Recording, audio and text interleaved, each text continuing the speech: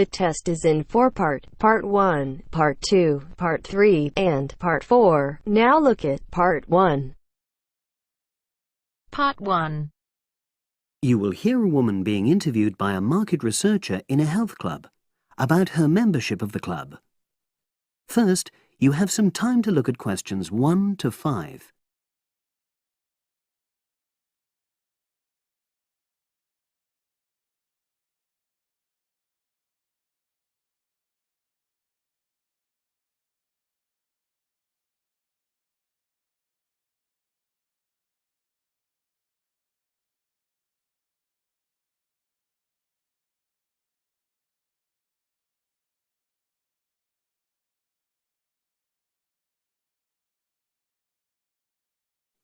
Now we shall begin.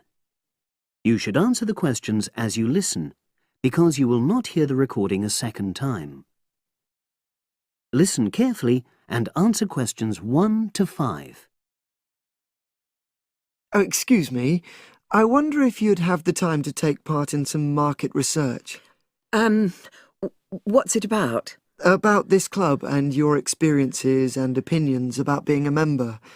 It'll take less than 5 minutes. Oh, OK then, as long as it's quick. Can I start by taking your name? It's Selina Thompson. Is that Thompson? Yes. Okay, great. Thanks. And what do you do for a living? Well, I'm an accountant, but I'm between jobs at the moment. I understand.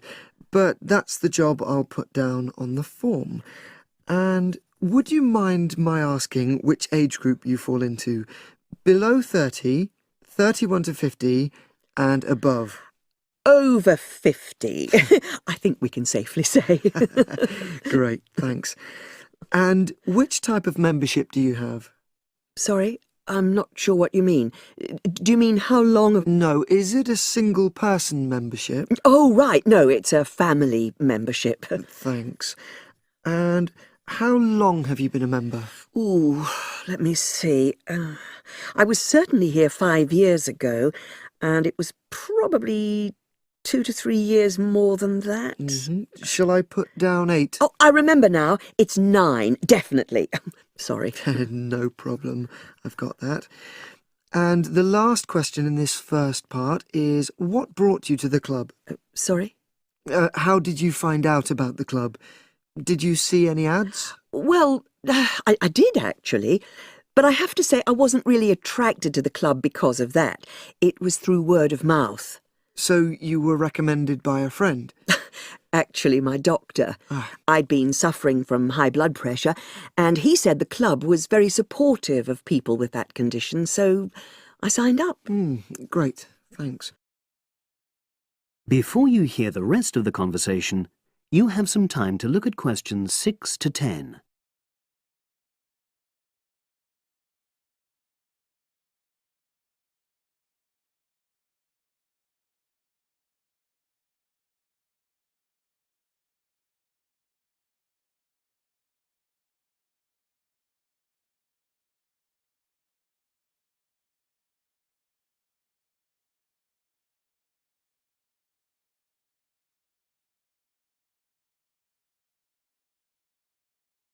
Now listen and answer questions 6 to 10. Now, for the second part of the form, I want to ask a bit more about your experience of the club. Sure. How often would you say you use the club?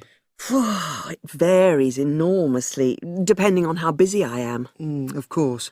But on average, per month? I'd say it averages out at twice a week.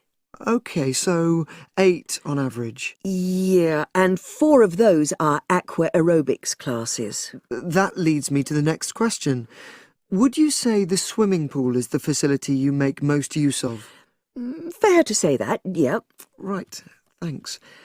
And are there any facilities you don't use? One area I realise I've never used is the tennis courts. And there's one simple reason for that. You don't play tennis? Actually, I'm not bad at it. Oh. It's that I'm not happy having to pay extra for that privilege. Oh, right. I've made a note of that. Thanks. Now, in the last section, are there any suggestions or recommendations you have for improvements to the club? Only about health and fitness? Anything at all? Well, I'd like to see more social events. Oh, It isn't just a question of getting together for games or classes, but other things, you know. yes, sure. And another thing that I was thinking, when I had my yoga class in the gym last night, we were all sweltering in the heat, was that I think they should put in, or, you know... Air conditioning. That's exactly what I mean. The rooms are really light and well designed, but they do need proper installations. Sure. Well, I've made a note of that. Good. So, is there anything else you'd like to suggest? About quality of service, for example? Oh, everyone's very nice here. They couldn't be more friendly and helpful.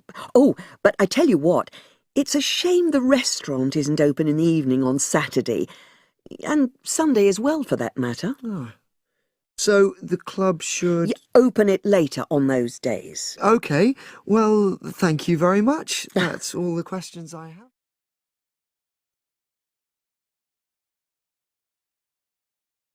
That is the end of part 1. You now have half a minute to check your answers.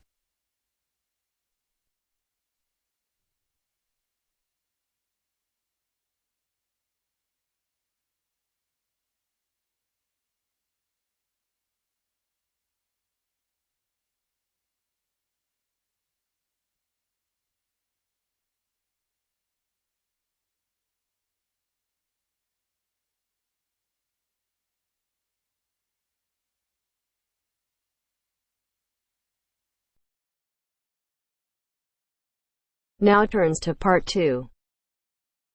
Part 2.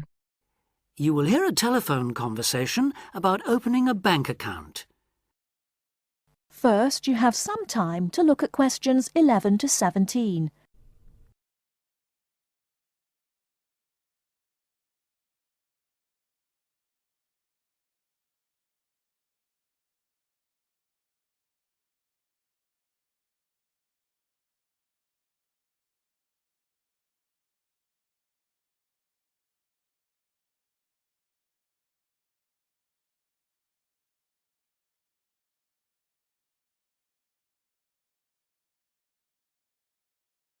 Now, listen carefully and answer questions 11 to 17. Expats Helpline, Terry Davies here. What can I do for you? Hello, Terry. I've been in this country for a while, and I've just been offered a job in the city, so I think I'm going to need to open a bank account. I haven't had one before, so I'm wondering what papers I need. Well, basically you'll need to be able to prove to the bank that you're who you say you are, and that you live where you say you do, okay? Uh-huh. And for some banks, at least, that means you'll have to show them 2 separate pieces of identity. So I'll run through the list if you like. Yes, please. Okay. I'll bring it up on the screen. Let's see. Here it is. Right. The first thing it says is a valid passport. Mine's Australian. Yes, that would be fine, of course. The next one is a driving license, and again, one from your country would be okay. Then that's followed by birth certificate. Oh, hang on, that's only if you're under 18. Which I'm not. Right, so not that then. But you can also show them a benefit book. For instance, if you're in ill health, or unemployed, or getting income support. Yes, I could bring that. Or a letter from my employer, maybe? Well, that's not actually on the list, so we'll have to assume you can't. Okay. And to prove where I live? Again, there are several possible things listed here. For instance, you could use a bill for council tax, or something else for where you live, such as an insurance certificate. I've got one of those, somewhere among all my papers. But what about bills? Things like phone bills, I mean. As long as it has your address on it, yes, fine. So a bill for my mobile would do, would it? I'm afraid it would have to be for a fixed line phone. You could use other types of household bill, though, as long as you get them through the post. How about an electricity bill? That'll say where I live, won't it? If it's in your name and not that of a landlord, yes. It is, so I'll probably take that then. There's one other you might want to use, a vehicle registration document. If you have a car or motorbike or something, of course. No, I haven't actually. Now, I believe there's a bank actually inside the commercial centre, and I might open an account there, seeing as how that's where I'll be every day. Yeah, that would seem to make sense. I know people who bank there. I actually read about it in a city guide. My cousin picked it up when he was here a couple of years ago, and I made a few notes. Do you mind if I run through them with you now, just to make sure the details haven't changed? Fine, go ahead. Okay, first question. It's still a branch of the Popular Bank, is it? The one with links to Australian banks? No, it's actually being taken over by another big banking group, the Savings Bank. It still seems quite popular, though, especially with people doing business in the Asia-Pacific area. And when is it open? Monday to Saturday? I'll have to check their website for that. Give me a second or two, will you? Sure. Right. I've got it. Customer service, and it's just weekdays, I'm afraid. Does it say what their business hours are? I'm just looking for that. It's on a different page for some reason. I think there's been a change at some banks in the last year or so. Yeah, here it is. It's open from 9:30 in the morning till 3:30 in the afternoon. And it's on the top floor of the main centre building, is it? Next to the travel agency? That's where it used to be, but they've since moved it to a slightly bigger place. It's on the ground floor now. Oh. And one last thing on this. I know most banks give incentives to young people to open accounts with them, but apparently this one didn't. Do you know if they're offering anything these days? I'll just check. I'm sure they'd say so on their new clients page if they were. No, there's nothing mentioned here. That's a pity. I was quite looking forward to getting my free gift. Before you hear the rest of the talk, you have some time to look at questions 18 to 20.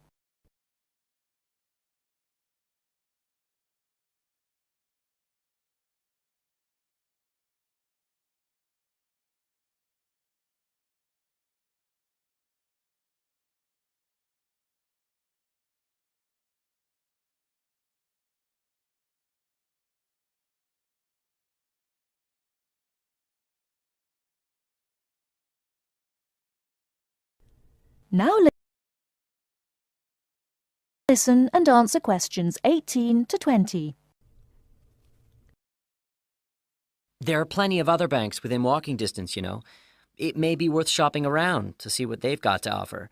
Longer opening hours, including Saturdays, perhaps less crowded. Can you tell me how to get to a couple of them? I know where the commercial centre is, so that's probably my best starting place. Sure. For the Royal Bank, you need to turn left when you leave the centre, go along Market Street past the post office, and turn left up Bridge Street past the Shaw Theatre. Then you take the first right. You'll see an internet cafe on the other side, and the Royal is just a bit further along on the right, directly opposite the Park Hotel. Okay, I've got that. What about the Northern Bank? For that one, you turn right as you come out of the centre and go along Market Street until you come to the junction with West Street. There you turn right again and carry on up as far as the next junction where you take a left. You'll see the bank from there. It's the third building on the right. Fine. And the last one, the National Bank? You can go either way from the centre, really. Up West Street or Bridge Street, and then along past City Hall. The bank is on the other side of the road, right next to the tourist office. You can't miss it. Great. Thanks a lot for your help. Anytime. Bye. Bye.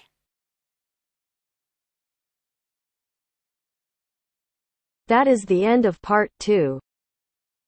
You now have half a minute to check your answers.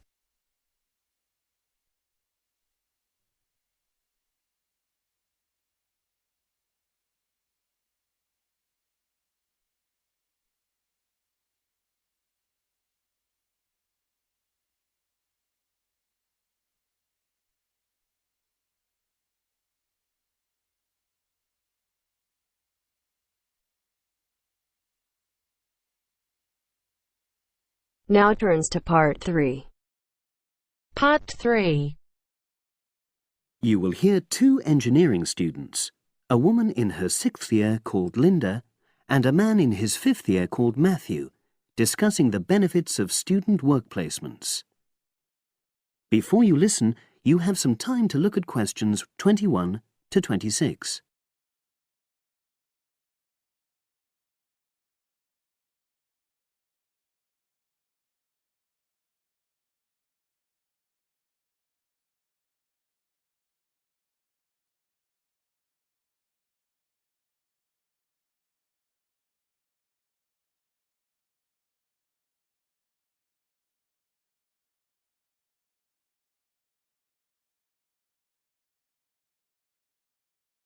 Now listen and answer questions 21 to 26. Hi, Linda. Can you spare a few minutes? Hello, Matthew. No problem. I just wanted to talk to you about temporary work placements. I've never really thought there was a good reason for doing one. I've got some savings, so I don't really need the money at the moment. But I've had an email from the university about a vacancy that looks quite interesting. You did a placement last year, didn't you? I did, yes. In my case, I wanted to find out if I was making the right career choice before I began applying for permanent jobs. I thought I wanted to work in car manufacturing, but I wasn't sure, so I applied to Toyota. What was the application process like? Lengthy. There were a lot of different parts to it. The dullest one was a psychometric test. You know, when you have to answer loads of questions about yourself. And you're trying to guess what's the best thing to say. Yes. Then there was an activity that we did in groups, which I found really fascinating. Engineers are renowned for being a bit unsociable, but I thought we made a great team. And we had an individual task too. We had to sort through various business documents and prioritize them. It was just like what you have to do as a student, really, just with different content. What exactly were you doing on the placement? I was helping to design some diagnostic software to identify any waste in the car assembly process. Do you mean waste of materials? No, time. Anything that can speed the process up helps to cut costs. How did the work placement compare to being a student? Was it hard work? Yes, it was. I'd had full-time work before. I've done various unskilled jobs during university holidays, and some of those involve long hours. So I thought I'd find it easy. I was wrong, though. I think when you're on placement, you're always trying to prove yourself. So you push yourself hard to succeed? Yes. But I got a lot of support from my employers. They were always helpful. And then, at the end of the placement, I was given formal feedback. Do you mean on your engineering ability? Well, no. I didn't really need that because we had team meetings every other day. And so I had the chance to discuss technical issues and ask about anything that wasn't clear. The evaluation was about general workplace things, like organizational ability, initiative, that sort of thing. I get the impression you think you benefited from the placement. Well, the best thing is that they've offered me a job for next year. Depending on my exam results, of course, but still. A permanent one? Yes. But apart from that, I learned so much. The industrial environment was much more demanding than the academic one, so my general skills improved, like time management, meeting deadlines. And on the technical side, I learned new software packages, like MS Project. Well, I think you've convinced me that work placements are worthwhile, but while you're here, can you give me advice on something else? Before you hear the rest of the conversation, you have some time to look at questions 27 to 30.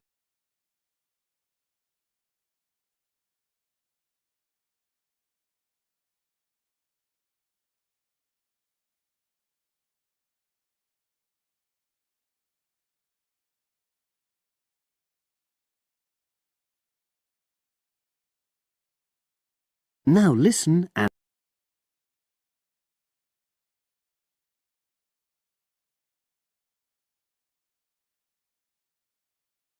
answer questions 27 to 30. I'm about to make a start on the engineering materials module, and I've got a book list here. Can you have a quick look and tell me what you would recommend? That's if you can remember. Let's see. I do remember some of them. Yes, this one, The Science of Materials. I found the subject quite hard generally, but this book is very accessible, so it suited me. It doesn't cover everything, though. What about this one then, Materials Engineering? Oh, yes, I do remember that. But it's a bit out of date now, isn't it? Unless it's a new edition. I don't think so. But what I liked about it were the pictures.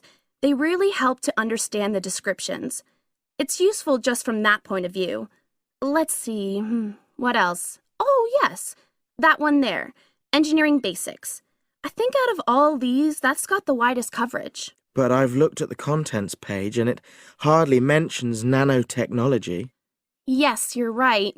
The Evolution of Materials does, though. It's a recent publication, so it covers all the latest developments. It's a bit thin on the 1960s, though, and that decade was quite important. Well, it sounds as if they all complement each other in some ways. I don't suppose you can lend me...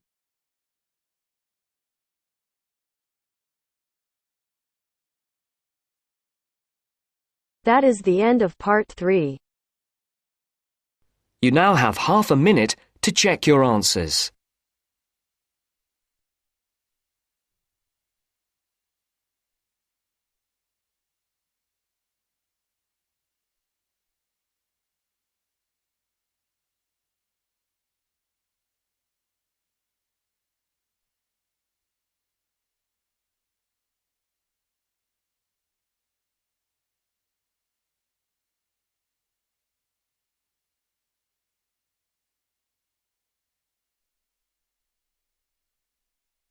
Now turns to part 4. Part 4. You will hear a talk on bullying in the workplace, given by a university lecturer to a group of students. First, you have some time to look at questions 31 to 40.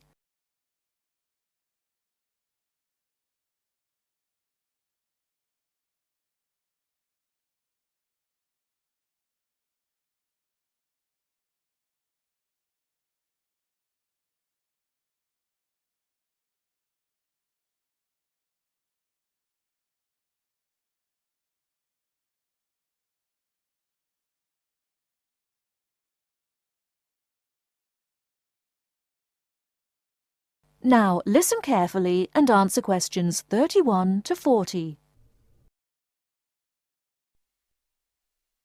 Good morning. My name is Dr. Mervyn Forrest, and I specialize in management techniques and training. I've been invited here today to talk to you about the cost to the economy of bad management. And what I would like to dwell on first is an area that has recently been exercising everyone, and that is coercion in the workplace, or, to put it more simply, bullying. It has been estimated that bullying at work costs the British economy up to £4 billion a year in lost working time and in legal fees. And with the problem apparently on the increase, it is time that managers took on board what is happening.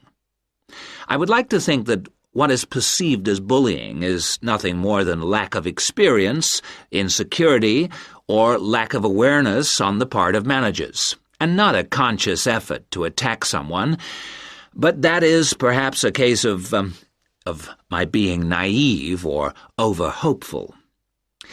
Before we break up into groups to look at the first task on the handout you've got, I'd like to give you a start with some of the main bullying methods that have been identified so far. Basically, what I'm going to do here is to give you examples of 1 or 2 points. Can you all read the OHP clearly? Yes? Right, off we go. The first item on the list is giving people tasks which managers themselves cannot do and which are therefore impossible to achieve. This is, in fact, a very common strategy used by managers to manage their subordinates. It gives certain people a false sense of security as they watch others failing while they try to achieve the goals set. Another simple bullying technique is constantly moving the goalposts, especially when one's employees are in the middle of a task. This is not bad management, it is just plain stupid. All targets and goals set should be easily achieved within a realistic timescale. Sending memos to someone else criticizing the performance of a task where the individual has no way of replying is another common technique, especially when the manager concerned does not reply or makes it impossible for subordinates to contact him or her by not answering the telephone or not replying to emails. This is not the style of a sound manager, but rather the antics of someone with emotional problems. If you behave like that, don't expect your staff to respect you. And now, the technological bully. It is interesting how all tools designed to help can be turned into dangerous weapons. The urgent email bully is fast becoming a problem in the office. Employees turn on their computers to be faced with a string of badly worded emails, making instant and often unrealistic demands, which reveal the hysteria mode of management. Have you ever felt a sense of dread before looking at your email, even your personal messages? All companies should develop a company strategy whereby there is an email code of practice, with offensive messages being forwarded to a designated person for appropriate action.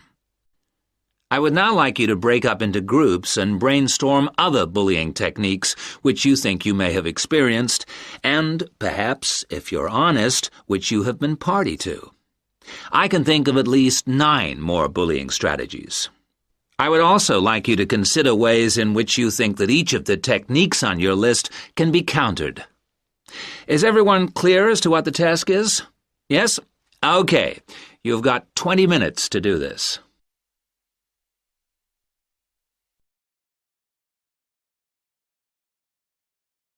That is the end of part 4. You now have half a minute to check your answers.